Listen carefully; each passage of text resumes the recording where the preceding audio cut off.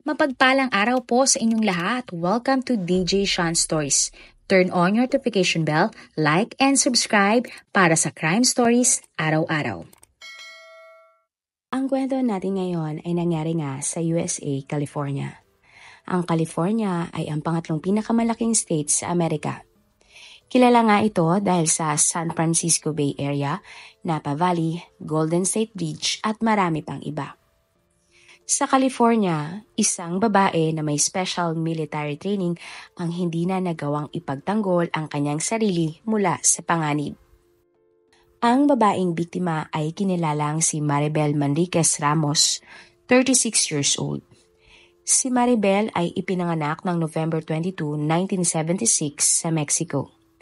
Bata pa lang si Maribel nang lumipat ang kanyang pamilya sa Amerika. Matapos ngang mag-aral ng high school, nagtrabaho si Maribel bilang security guard sa isang grocery store.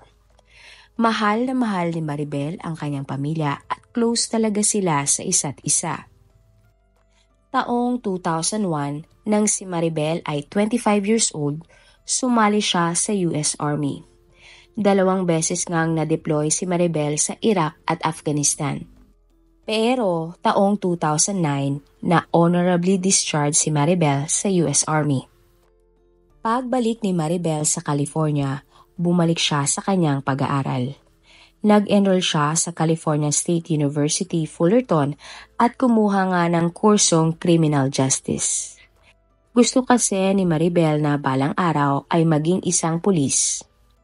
Lumipat nga si Maribel sa isang bahay kasama ang kanyang nanay nang magsimula siyang mag-aral. Makalipas naman ang ilang buwan ay namatay ang nanay ni Maribel dahil sa sakit. Kaya nga nag-decide siyang kumuha ng roommate o taong mangungupahan sa kanyang bahay. Malaki nga kasi masyado ang gastusin ni Maribel kung siya lang ang titira mag-isa sa bahay, kaya nga inalok ni Maribel ang kanyang kapatid na si Lucy na lumipat na lang sa kanya. Pero tumanggi si Lucy dahil maayos naman ang kalagayan niya sa kanyang bahay kasama ang kanyang anak.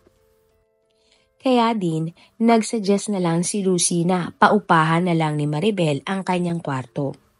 Kaya naman, nag-post si Maribel ng isang advertisement para makahanap nga siya ng roommate.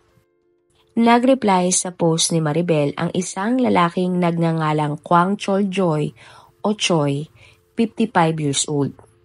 Si Choi ay isang Korean immigrant na mula sa Tennessee. Naghahanap noon ng paupahan si Choi dahil nga nag-apply siya ng trabaho.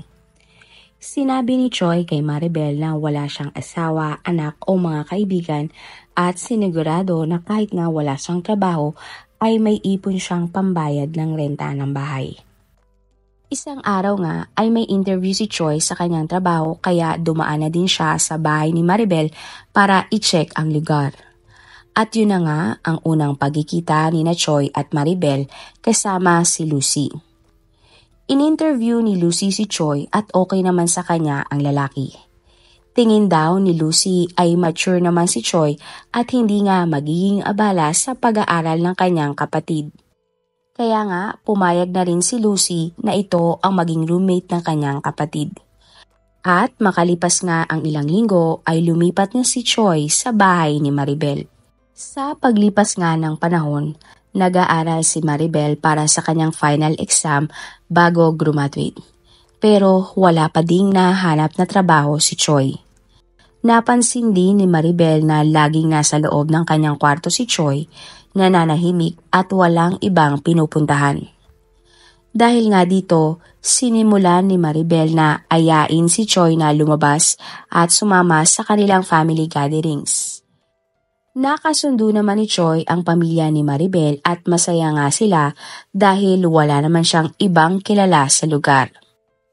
Madalas nga din sinasama ni Maribel si Choi sa mga party kasama ang kanyang mga kaibigan. At habang tumatagal nga ang panahon, naging mabuting magkaibigan si Maribel at Choi.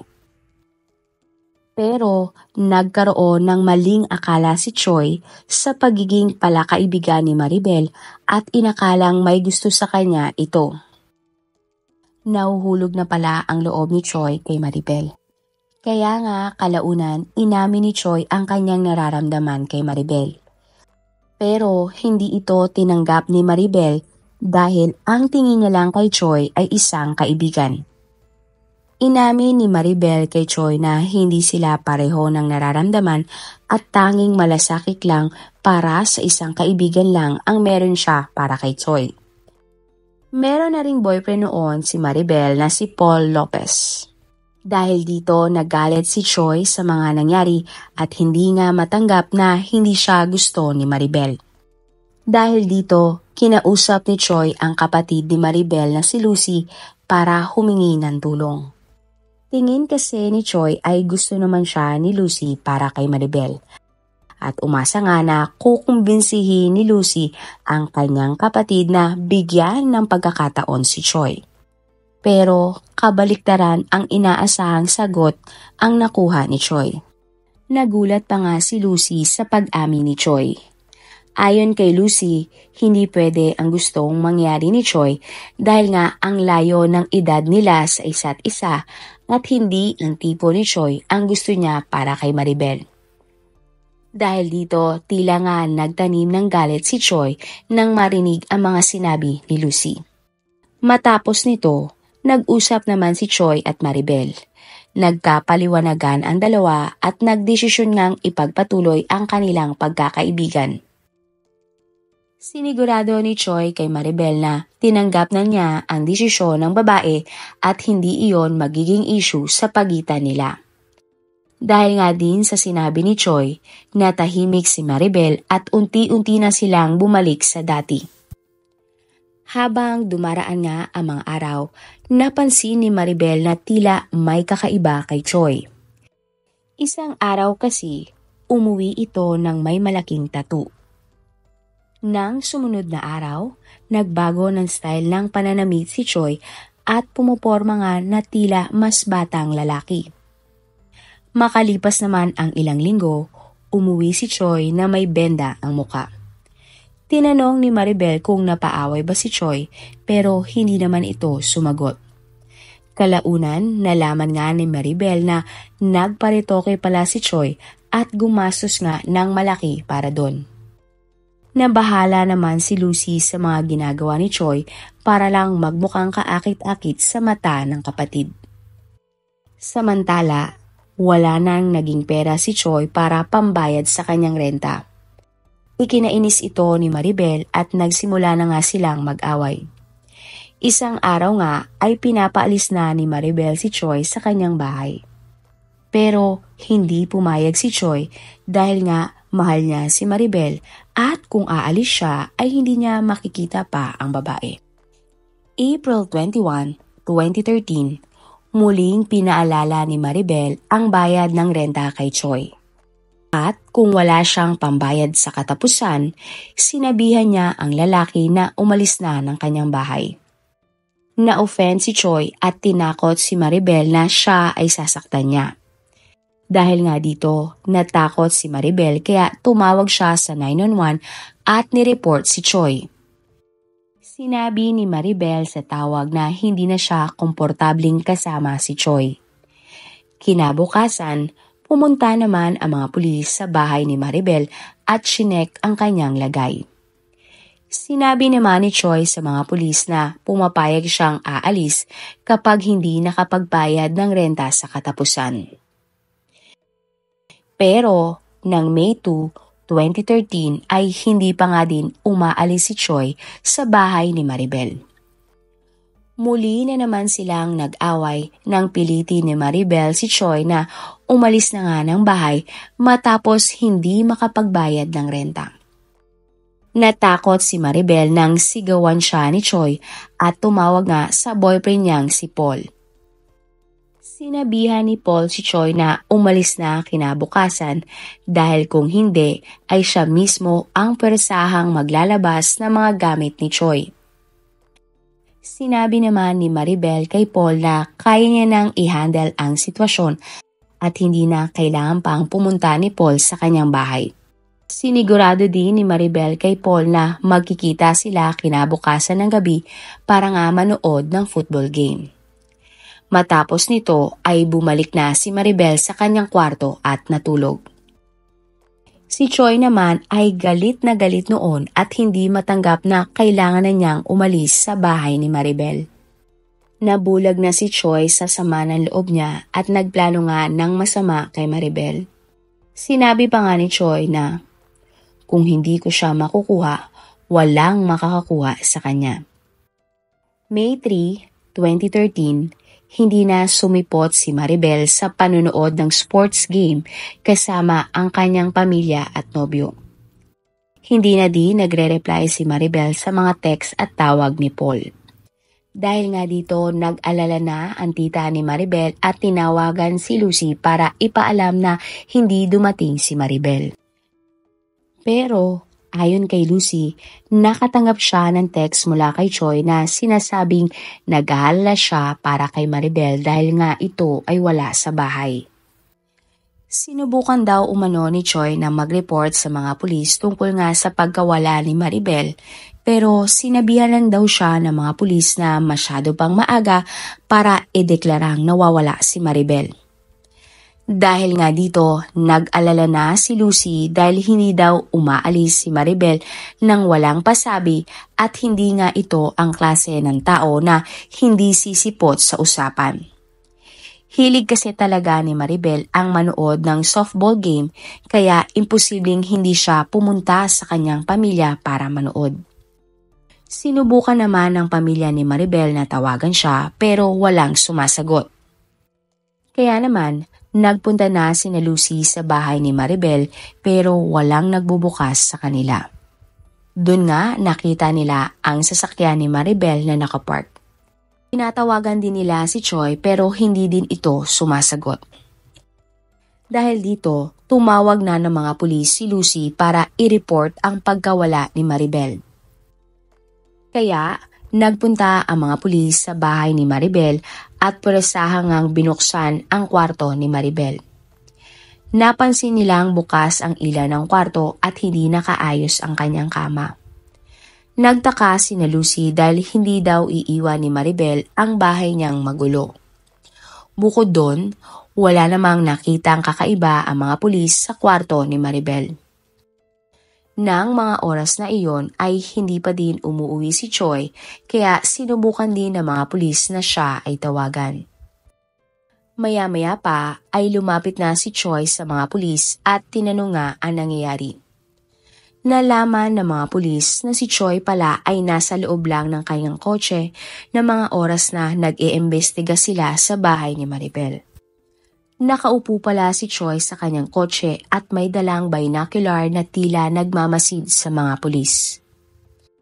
May 4, 2013, nagsimula na nga ang pamilya ni Lucy nang magpakalat ng mga flyers para ipaalam na nawawala si Maribel. Gumawa din sila ng isang Facebook account para hanapin si Maribel. Nagsimula din naman na ang paghahanap ng mga pulis at pag-iimbestiga. Nakakuha ang mga pulis ng CCTV footage na nagpapakita na bandang alas 8 ng gabi ng May 2, si Maribel ay nakitang inihulog ang isang tseke sa mailbox na bayad niya sa kanyang renta. Kinausap ng mga pulis si Paul at sinabi niya ngang bago nawala si Maribel ay nakausap niya pa ito ng gabi. Dahil nga nag-aaway noon sina Maribel at Choi. At dahil nga posibleng si Choi ang huling kasama ni Maribel bago siya nawala, inimbitahan nila ito sa police station para kausapin. Napansin naman ng mga pulis na may mga maliliit na sugat sa katawan si Choi. Nang tanungin nila si Choi kung saan niya ito nakuha, sumagot ito na ang sugat ay nakuha niya mula sa pangingisda. Habang dumaraan nga ang araw, tingin ni Lucy at ng kanyang pamilya ay may kinalaman si Choi sa pagkawala ni Maribel. Napansin kasi nila na tila lumayo na ang loob nito sa kanila simula nang mawala si Maribel. Kaya naman, kinumbinsi ni Lucy ang mga pulis na imbestigahang maigi si Choi dahil nga tingin nila ay sinaktan ni Choi si Maribel dahil sa obsesyon nito sa dalaga. Naging mas malawak naman ang paghahanap kay Maribel. Maging ang army at school niya ay nakibahagi na din sa paghahanap. Nagsimula na din ang prayer vigil para sa kanya at marami nga ang nagdadasal na sana ay makauwi siyang ligtas. May 13, 2013, tinanong nga ng media si Choi kung bakit lumalayo na siya sa pamilya ni Maribel at tila nga hindi nakikisali sa paghahanap dito. Pero, ayon kay Choi, ginagawa lang niya yon dahil malungkot siya at hindi niya kayang makisalamuha sa iba. Nang araw nga din na iyon ay nag-post si Choi sa social media tungkol sa pagkawala ni Maribel. Ayon nga sa post, "Ako ang roommate ni Maribel. Mag-best friend kami at siya lang ang pamilya ko. Nagkaroon kami ng masasayang alaala at alam niyang kaya kong ibigay ang buhay ko para sa kanya." May nakapansin nga sa post ni Choi na tila turing ni Choi kay Maribel ay wala na. Ang mga ginamit kasing salita ni Choi ay, "Nagkaroon kami," imbis na dapat ay, "mayroon kaming." Muli ngang nag-post si Choi at sinabing, "Si Maribel ang tanging pamilya ko at BFF ko." Si Maribel din ang benepisyaryo ng $250,000 o 13 million pesos kung life insurance. Siya din ang benepisyaryo ng aking bank account. Dahil nga dito, nag-umpisang mag-imbestiga ng mas malalim ang mga pulis tungkol kay Choi. Nalaman nila mula sa kapatid na babae ni Choi na may history ito ng pagiging bayolente at madalas nga na pabago-bago ang mood. Si Choi ay may warrant of arrest dahil nga sa kasong pagdadrive habang nasa ilalim ng impluwensya ng alak ng taong 2011 sa Tennessee. Taong 1986, may kaso naman si Choi na assault and battery. Taong 1987 naman ay kinasuhan siya ng aggravated assault ng kanyang kapatid. Pero na-dismiss naman ang mga kaso na iyon. Nag-file nga ng restraining order ang kanyang kapatid laban kay Choi dahil nga sa away nila sa hatian ng mana. Ayon nga sa kapatid ni Choi, kailangan niyang gawing iyon dahil nga mapanganib na tao ito. Dahil nga sa mga ito, itinuring ng mga pulis na suspect si Choi sa pagkawala ni Maribel at nagsimula na silang bantayan si Choi. Sa pagmamatsyag ng mga pulis kay Choi, nalaman nilang wala siyang internet sa bahay at laging nagpupunta sa Orange Library para gawin ang kanyang mga research. Kaya nga sinundan si Choi ng mga pulis doon. Sa isang laptop na ginagamit ni Choi, nakita ng mga pulis na nag-research si Choi ng pwede bang matrack ang isang cellphone na naka-off at gaano katagal mabulok ang isang katawan. May 16, 2013, gumamit uli ng computer sa library si Choi. Nang makaalis na siya, chinek ng mga pulis ang ginamit niyang computer.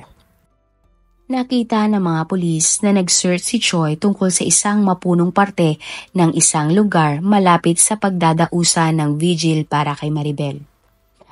Ito nga ay isang importanteng impormasyon para nga malaman nila kung nasaan si Maribel. Hinalughog ng mga pulis ang area na ni-research ni Choi. At matapos nga ang 30 minutes, isang investigador ang may nakitang kakaiba sa lupa. Nang hukayin nila ito, tumambad sa kanila ang isang katawan ng babae. Makalipas naman ang ilang oras, formal ngang idineklara ng mga pulis na ang labing nakita ay pag-aari ni Maribel base nga sa kanyang mga dental records at tattoo. Hindi natukoy ng autopsy ang sanhi ng pagkamatay niya dahil nga masyado nang matagal itong nakalibing. Pero tila makikitang marami itong tinamong pinsala. Doon nga naisip ng mga pulis na ang suspect sa pagkamatay ni Maribel ay walang iba kundi si Choi. May 17, 2013, bandang alas 11 ng gabi, pumunta ang mga pulis sa kwarto ni Choi para siya ay arestuhin. Akto pa ngang tatakas si Choi mula sa bintana ng kwarto. Pero mabilis namang nasundan ng mga pulis si Choi at siya ay nahuli din. Kinasuhan si Choi ng murder at ikinulong habang naghihintay ng kanyang trial. Walang nakuhang detalye kung paano pinatay ni Choi si Maribel dahil wala siyang inamin sa mga pulis. Pero base sa kanilang hinala, inatake ni Choi si Maribel habang ito ay tulog dahil kung gising siya ay kaya ni Maribel na ipagtanggol ang sarili laban kay Choi. Labis naman na ikinalungkot ng pamilya at ang lahat ng nakakakilala kay Maribel ang nangyari. July 8, 2014, nagsimula ang trial ni Choi. Ayon kay Choi, inosente siya at miss na niya si Maribel. Pero ayon sa prosecutor, may motibo si Choi para patayin si Maribel dahil sa unrequited love o kung saan ang pagmamahal ng isang lalaki ay hindi tinutumbasan ng pagmamahal ng babaeng kanyang gusto. Pinakita din ng prosekusyon ang mga ebidensya na si Choi at Maribel ay may pag-aaway nga bago ang krimen. Sinabi din ng prosekusyon na pinapaalis na kasi ni Maribel sa kanyang bahay si Choi at hindi gusto ni Choi ito dahil nga hindi niya na makakasama pa ang kanyang pinakamamahal. Dagdag pa ng prosekusyon, may mga sugat si Choi na posibleng mula sa panlalaban ni Maribel sa kanya. Depensa naman ng panig ni Choi, hindi naman napatunayan ng mga pulis na namatay si Maribel dahil sa murder. Posible daw na namatay ito habang tulog, nalunod o pinatay ng kanyang karelasyon online. Si Choi lang nga daw ang posibleng nakakita sa katawan nito at dahil nga sa panik ay naisipan na lang niyang ilibing ang katawan ni Maribel. At tungkol naman sa mga internet search na ginawa ni Choi sa computer, sinabi ng kanyang abogado na hindi nito mapapatunayan na may kinalaman ang kanyang kliyente sa krimen. Sumagot naman ang prosekusyon na dahil sa internet search ni Choi, nahanap nila ang labi ni Maribel dahil nga alam mismo ni Choi kung nasaan niya inilibing ang katawan nito. July 29, 2014, napatunayan ng korte na guilty si Choi na noon ay 55 years old sa pagpatay kay Maribel. Dahil dito, hinatulan siya ng habang buhay na pagkakakulong. Pwede lang siyang makapag-apply ng parol ngayong 2013. Pero wala namang update na lumabas kung nag-apply ba ng parol si Choi. Ngunit, 2 beses niyang sinubukang umapila sa hatol sa kanya at nag-request nga ng retrial pero hindi siya pinagbigyan ng judge.